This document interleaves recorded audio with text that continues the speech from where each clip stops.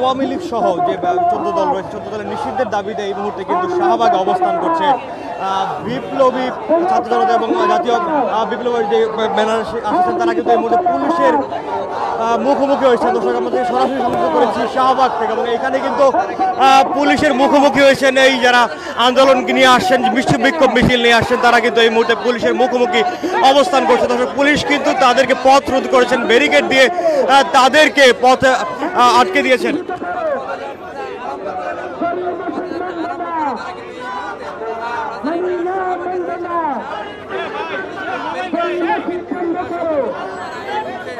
জুলাই গণহত্যা, পিলখানা এবং শাপলা চত্বর হত্যাযজ্ঞ, গুম খুনে জড়িত ফেসিবাদী আওয়ামী লীগ এবং দোসর রাজনৈতিক যে 14 দল রয়েছে সেই 14 দলের নিষিদ্ধ করার দাবিতে ঢাকা বিশ্ববিদ্যালয়ের রাজু ভাস্কর্যে বিগত 13 দিন যাবৎ কিন্তু গণস্বাক্ষর কর্মসূচি পালন করে আসছিলেন একদল ছাত্র জনতা এবং তারা কিন্তু সেই গণস্বাক্ষরটি নিয়ে প্রধান উপদেষ্টা ডক্টর মোহাম্মদ ইউনূসের বাসভবন অভিমুখে অর্থাৎ যমুনার দিকে তারা এই মুহূর্তে গণপদযাত্রা শুরু করেছেন এবং সেই গণযাত্রাটি কিন্তু শাহবাগে রয়েছে এবং পুলিশের বাধার কারণে কিন্তু সেটি এখন এই শাহবাগেই তাদের পুলিশের ব্যারিকেডে পথরোধ করা হয়েছে এবং তাদের যে ব্যানারটি সেটি ছিল বিপ্লবী ছাত্র পরিষদ এবং জাতীয় বিপ্লবী পরিষদের ব্যানারে কিন্তু এই যারা ছাত্র জনতা রয়েছেন তারা কিন্তু একটি গণস্বাক্ষর নিয়েছেন এবং গণস্বাক্ষর কিন্তু গত 13 দিন যাবৎ তারা ঢাকা বিশ্ববিদ্যালয়ের রাজু ভাস্কর্যে থেকে কিন্তু তারা সংগ্রহ করেছেন এবং সেই গণস্বাক্ষরে তারা যেমন জানিয়েছেন আওয়ামী লীগ সহ যে 14 দলের নিষিদ্ধের দাবিতে কিন্তু তারা তাদের এই গণস্বাক্ষর কর্মসূচি পালন করেছেন এবং জুলাই গণহত্যা এবং বিগত সময় অর্থাৎ আওয়ামী লীগের যে শাসনামল সেই শাসনামলে যে গণহত্যা গুম খুন হত্যা করা হয়েছে সেই দাবিতেই তারা আওয়ামী লীগ সহ 14 দলের নিষিদ্ধের দাবিতে এই গণস্বাক্ষর কর্মসূচি পালন করেছেন এবং 13 দিন যাবৎ কিন্তু তাদের এই গণস্বাক্ষর কর্মসূচি পালিত হয়েছে এবং আজকে তারা সেই গণস্বাক্ষরগুলো নিয়ে প্রধান উপদেষ্টা ডক্টর মোহাম্মদ ইউনূসের বাসভবন যমুনা অভিমুখে গণপদযাত্রা করছেন এবং সেই পদযাত্রা কিন্তু পুলিশের বাধার কারণে অর্থাৎ পুলিশের ব্যারিকেডের কারণে পথরুদ্ধ হয়েছে। বিপ্লবী ছাত্র পরিষদ ও জাতীয় বিপ্লবী পরিষদের ব্যানারে তারা এই মুহূর্তে গণপদযাত্রাটি করছেন এবং এই পদযাত্রা থেকে তারা যেমনটি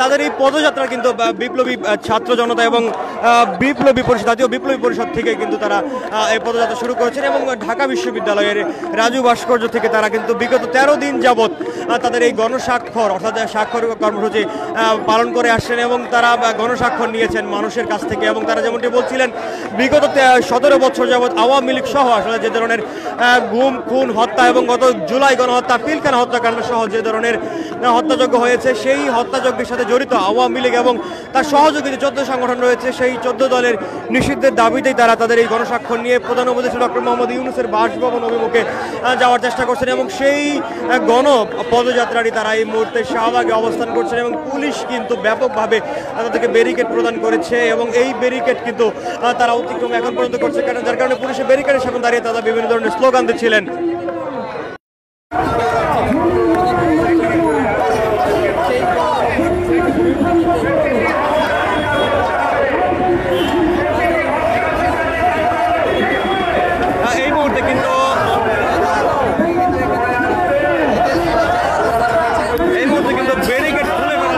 করছিলেন এই আন্দোলনকারীরা এবং তারা কিন্তু ব্যারিকেডে এই যে ব্যারিকেডটি ছিল সেই ব্যারিকেডটি খুলে তারা প্রধান উপদেষ্টা ডক্টর মোহাম্মদ ইউনূসের বাসভবন অভিমুখে যাওয়ার চেষ্টা করছেন।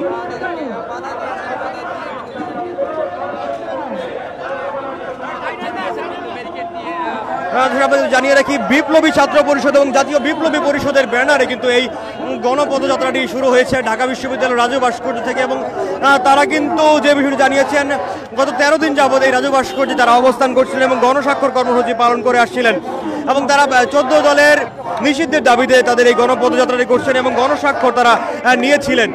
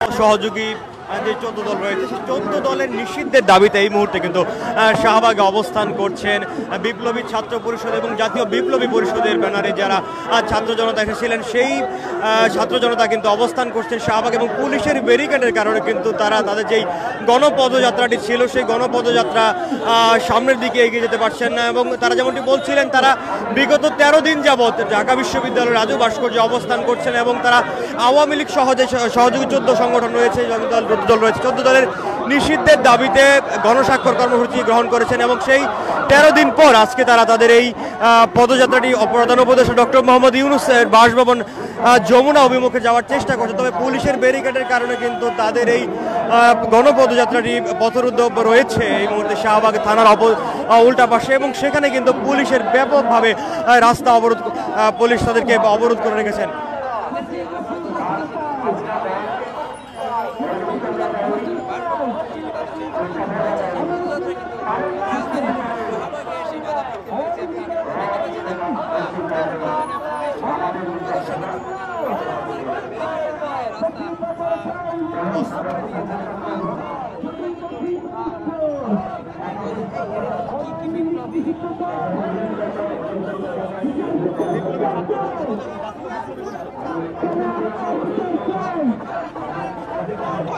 জনগণ আমার পিছনে আসার আগেও সে ভাবে যে আমি এখানে গেলে আমার উপর যদি পুলিশ হামলা হয়, যেহেতু এখন দেখেন আমাদের পুলিশ বাধা দিচ্ছে, কেন পুলিশ বাধা দেবে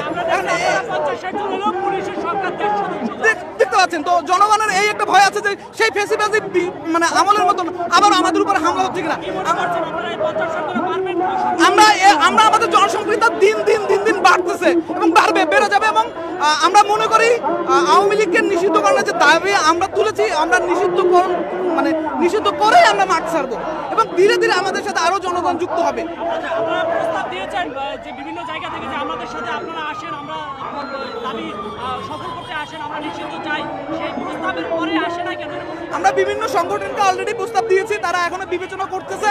আশা করি খুব দ্রুত আমাদের সাথে তারা সংযুক্ত হবে। আসলে প্রত্যেকটা রাজনৈতিক দলের বা রাজনৈতিক সংগঠনের তাদের কিছু লেজির ভিত্তিক মাদার অর্গানাইজেশন আছে, ছাত্রদের ক্ষেত্রে আমরা দেখতে পাচ্ছি। তো তারা তাদের সাথে হয়তো সিদ্ধান্ত করতেছে তারা কিভাবে সংযুক্ত হবে এই চিন্তা ভাবনা করছে। অনেক হয়তো তাদের অনেক চাওয়া পাওয়ার হিসাব আছে যে রাজনৈতিকভাবে এটা তাদের জন্য উপকারী হবে কিনা, হয়তো সেই চিন্তা ভাবনা করতেছে। কিন্তু আমরা যেটা মনে করি আমরা একটা রাজনৈতিক দল হলেও আমাদের দাবিটা সকল বাংলাদেশের মানুষের পক্ষে, মানে বিশেষ করে ফ্যাসিবাদী বাদ দিলে। সুতরাং আমাদের সাথে সকল ফ্যাসিবাদী শক্তির একাত্ম হওয়া উচিত এবং আমরা তাদেরকে এই আহ্বানটা জানাই যে তারা আমাদের সাথে দ্রুত যুক্ত হয়। স্পষ্ট বক্তব্য কি এটা যে কেউ আসুক বা না আসুক আমরা এই যে কয়েকজন আছি তারাই নিষিদ্ধ করে ছাড়বো?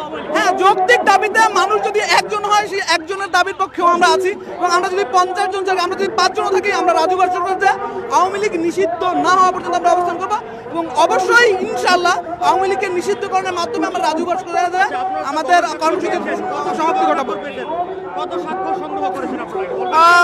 মোটামুটি ভাবে এটা 1000-500-এর উপর হবে, তবে ভালো তথ্য যিনি সংগ্রহ করছেন আমাদের দপ্তর সম্পাদকের কাছে আছে, আমি এটা ঠিক করতে চাচ্ছেন। আমরা চাচ্ছি হচ্ছিল প্রধান উপদেষ্টার কার্যালয় করবো। আমাদের উদ্দেশ্য হচ্ছিল আওয়ামী লীগকে নিষিদ্ধ করতে হবে এবং হচ্ছিল আজকে 25 ফেব্রুয়ারি পিলখানা গণহত্যা দিবস, এই দিবসকে ক শ্রেণীভুক্ত জাতীয় শোক দিবস হিসেবে ঘোষণা করতে হবে এবং এই ঘোষণার মাধ্যমে মানে এই যে এবং আমরা যে গণস্বাক্ষরটা সংগ্রহ করছি সেই গণস্বাক্ষরটা আমরা উপদেষ্টার কাছে তুলে দিতে চাই এবং একটা স্মারকলিপি আমরা তুলে দিতে চাই।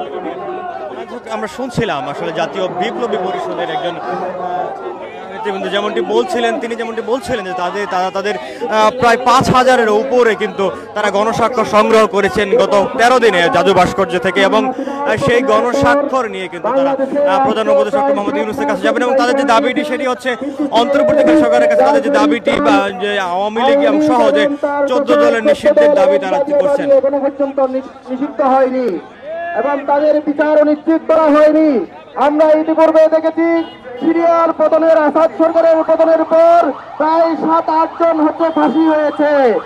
আমরা দেখেছি জার্মানির নাৎসি বাহিনীর পরাজয়ের পর সেই নাৎসি বাহিনীকে সেখানে নিষিদ্ধ করা হয়েছে।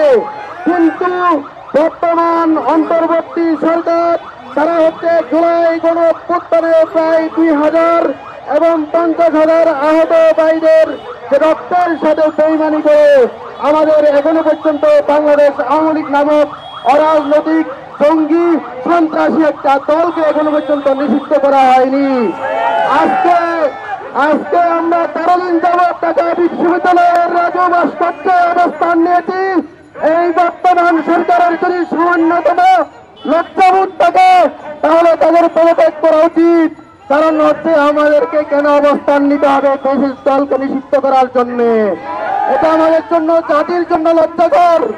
আজকে আমরা পাশাপাশি আজকে 25 ফেব্রুয়ারি পিলখানা ম্যাসাকার দিবস, সেই দিবসকে ষড়যন্ত্রমূলকভাবে গ হিসাবে গ শ্রেণীর ক্যাটাগরি হিসাবে সেখানে দিবস হিসাবে ঘোষণা করা হয়েছে। আমরা বলছি 25 ফেব্রুয়ারি হবে হচ্ছে ক শ্রেণীর জাতীয় শোক দিবস। কারণ হচ্ছে বাংলাদেশের ইতিহাসে এরকম দেশপ্রেমিক 57 জন অফিসারকে একই দিনে এভাবে হত্যাযজ্ঞ চালিয়েছে খুনি হাসিনার ফ্যাসিস্ট সেই সরকার এবং তাদের দোসর এবং ভারতীয় দালালেরা হচ্ছে এই হত্যাকাণ্ড চালিয়েছে। আমরা বর্তমান জুলাই গণ অভ্যুত্থান পরবর্তী যে সরকার রয়েছে সেই সরকারের সাথে জোর দাবি জানাচ্ছি সেই ফ্যাসিস্ট রাজনৈতিক দল আওয়ামী লীগকে অবিলম্বে নিষিদ্ধ করতে হবে। নিষিদ্ধ করার